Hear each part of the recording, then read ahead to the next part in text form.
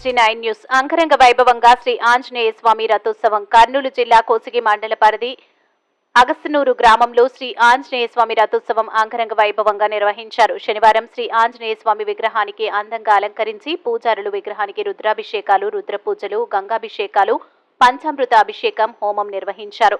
కార్తీక మాసంలో గ్రామంలో యువకులు, ఆడపడుచులు నెల రోజుల పాటు ప్రతిరోజు స్వామివారికి తెల్లవారుజామున 4 గంటలకు స్వామివారి ధూపదీప నైవేద్యాలతో పూజించి మొక్కులు తీర్చుకున్నారు.